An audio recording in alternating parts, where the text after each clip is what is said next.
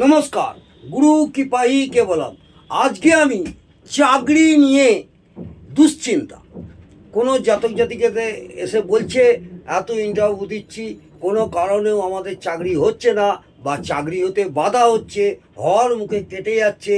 আমি ছাত্রছাত্রীদের উদ্দেশ্যে বলবো কিভাবে তার বাচ্চার অ্যানালিসিস করবেন বা কিভাবে বিচার করে তাকে সঠিক বিচারটা আপনি বলতে পারবেন। কেন চাকরিতে এত দুশ্চিন্তা, কিভাবে বিচার করবেন, আমি সেই উদ্দেশ্যে দু চারটি কথা বলছি, মন দিয়ে শুনুন। আশা করব আপনাদের ভালো লাগে।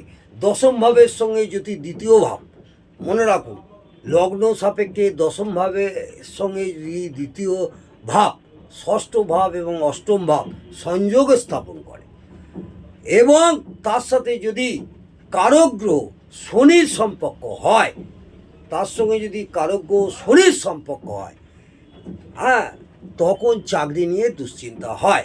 কখন চাকরি নিয়ে দুশ্চিন্তা হবে আবার বলি, দশম ভাবের সঙ্গে দ্বিতীয় ভাব, দশম ভাবের সঙ্গে দ্বিতীয় ভাব লগ্ন সাপেক্ষে দেখবেন দশম ভাব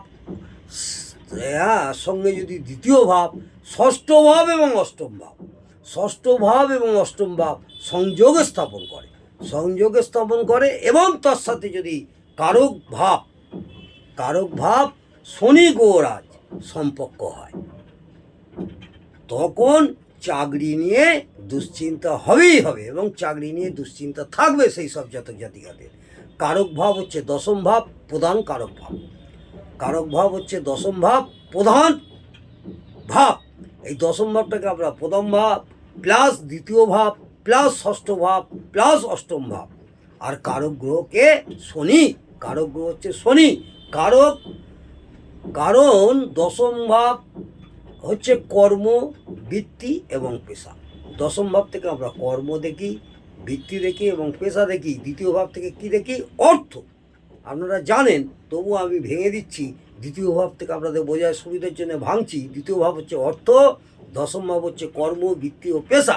ষষ্ঠ ভাব চাকরির কারক ভাব, ষষ্ঠ ভাব হচ্ছে চাকুরির কারক ভাব।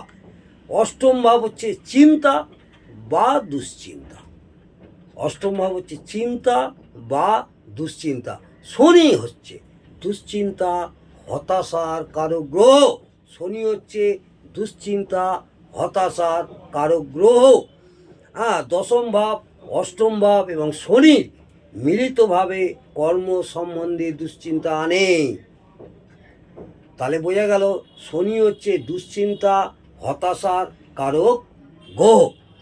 দশম ভাব, অষ্টম ভাব এবং শনি মিলিতভাবে কর্ম সম্বন্ধে দুশ্চিন্তা আনবেই। কর্মের ব্যাপারে নানা রকম দুশ্চিন্তা থাকবে, চাকুরিতে বাধাপ্রাপ্ত হবে। আজকে চাকুরি কেন হচ্ছে না, অনেক চেষ্টা করছে, সেই নিয়ে কিভাবে তার বাচ্চাটা দেখবেন সেইটা নিয়ে ছোটোখাটো একটু আলোচনা করবেন। হয়তো আপনারা জানেন, তবুও আমি যারা নতুন এখন জ্যোতিষ নিয়ে পড়াশোনা করছেন বা জ্যোতিষ নিয়ে চর্চা করছেন, তাদের উদ্দেশ্যেই আমি বললাম। যদি ভালো লাগে অবশ্যই কমেন্টে জানাবেন। নমস্কার, জয় মা তারা। ভালো থাকুন, সুস্থ থাকুন, আনন্দে থাকুন। জয় জয় তারা।